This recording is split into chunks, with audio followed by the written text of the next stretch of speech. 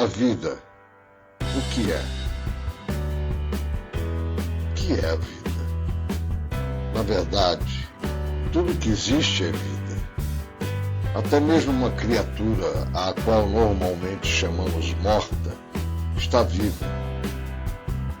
A forma normal de sua vida pode ter cessado, caso em que a chamamos morta. Mas com a cessação dessa vida, uma forma nova de vida entrou em cena. O processo da dissolução cria vida própria. Tudo que existe vibra. Tudo consiste de moléculas em movimento constante. Utilizaremos moléculas ao invés de átomos, nêutrons, prótons, etc. Estamos procurando pintar um quadro geral, ao invés de entrarmos em detalhes microscópicos de questões que não vêm ao caso.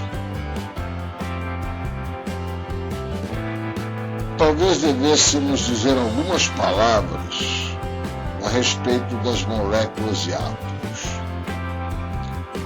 As moléculas são pequenas, muito pequenas, mas podem ser vistas com um microscópio eletrônico. De acordo com o dicionário, a molécula é a porção menor possível de uma substância capaz de existência independente, ao mesmo tempo em que retém as propriedades dessa substância. Por pequenas que sejam, as moléculas que se compõem de partículas ainda menores, conhecida como átomos. E um átomo é como um sistema solar em miniatura. O núcleo do átomo representa o Sol em nosso próprio sistema solar. Ao redor desse Sol giram elétrons, de modo bem parecido com aquele pelo qual os planetas em nosso sistema rodopiam ao redor do nosso Sol. Como no sistema solar, a unidade do átomo é quase inteiramente espaço vazio. Mas vamos nos esquecer dos átomos e fazer referência apenas às moléculas. O homem é uma massa de moléculas em rotação rápida. Parece ser sólido, mas não é fácil enfiar um dedo pela carne ou pelos ossos. Ainda assim, essa solidez é uma ilusão forçada a nós, porque somos parte da grande obra. Vamos pensar.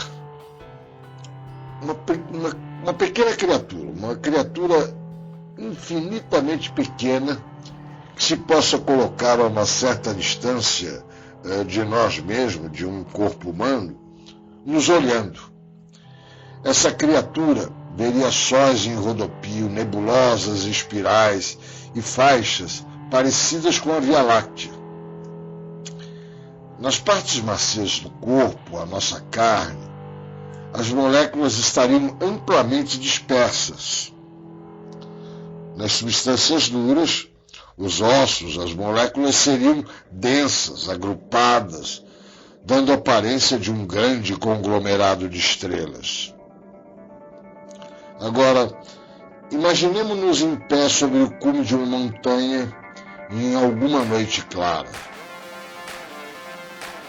Estamos a sós, muito distantes das luzes de qualquer cidade. Estamos em nosso próprio cume de montanha. Acima de nós, as estrelas brilham com clareza. Nós as fitamos enquanto seguem em procissão infinita diante de nossos olhos. Grandes galáxias se estendem diante de nós. Conglomerados de estrelas adornam o negrume do céu da noite. E no firmamento, a faixa conhecida como Via Láctea se se apresenta como uma esteira vasta e fumacenta, estrelas, mundos, planetas, moléculas. Pois é assim que aquela criatura nos veria. As estrelas nos céus acima apresentam-se como pontos de luz com espaços inacreditáveis entre si. Bilhões, trilhões de estrelas é o que são, mas ainda assim, comparadas ao grande espaço vazio, parecem poucas. Se fosse possível estarmos numa nave espacial, poderíamos mover-nos entre as estrelas sem tocar em qualquer uma delas. Agora, suponhamos que fosse possível fechar os espaços entre as estrelas, ou moléculas. O que veríamos?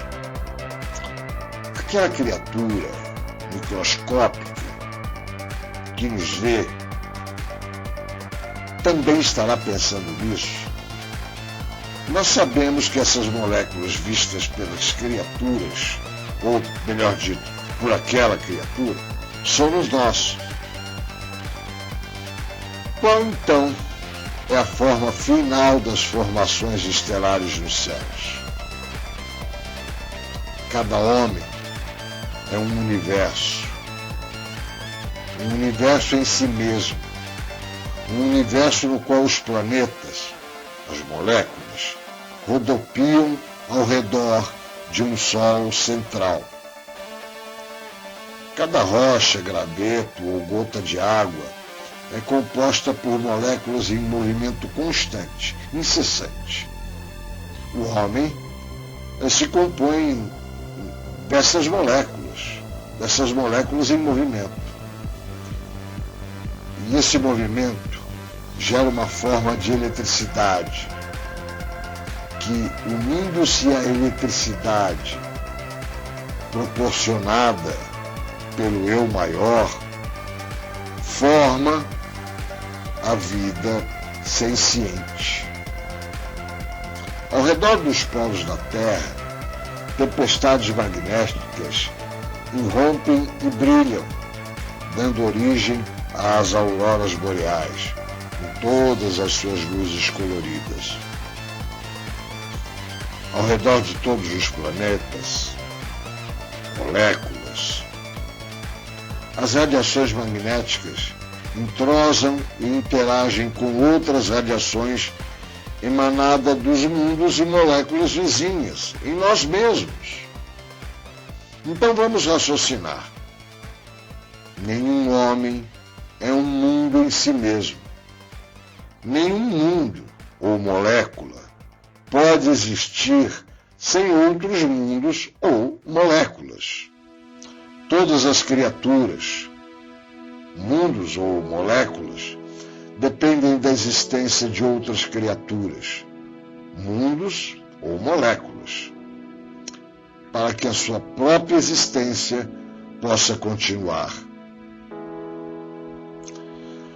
Também devemos levar em conta o fato de que os grupos moleculares são de densidades diferentes. Na verdade, como conglomerados de estrelas girando no espaço.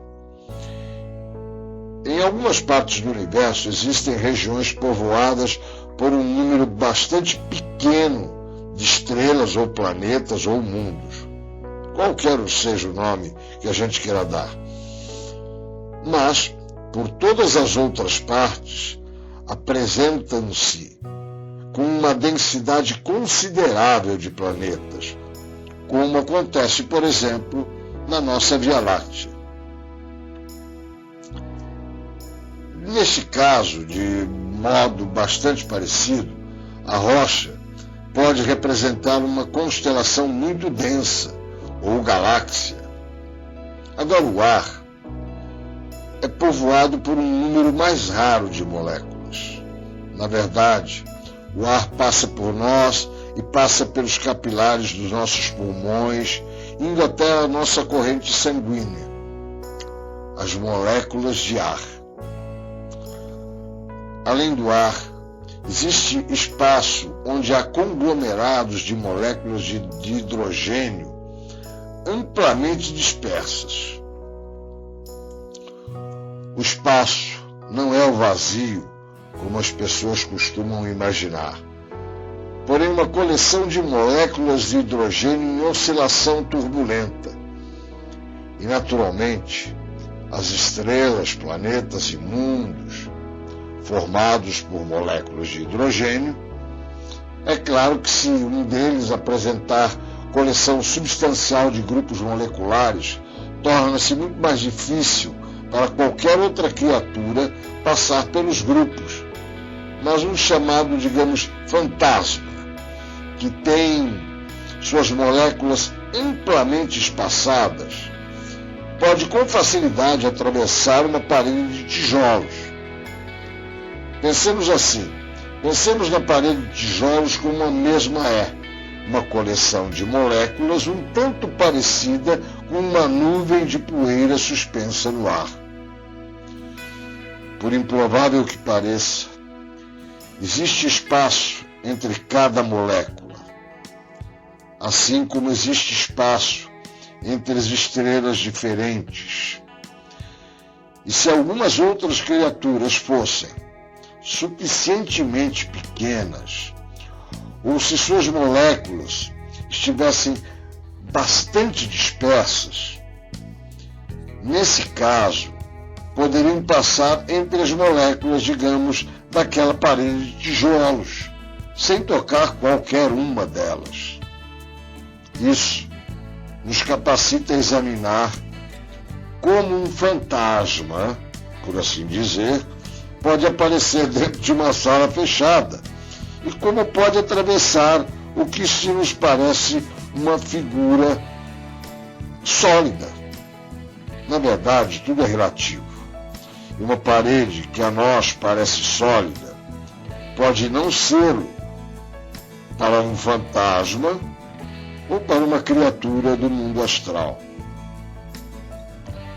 Essa é a vida, se manifesta em suas várias formas no universo.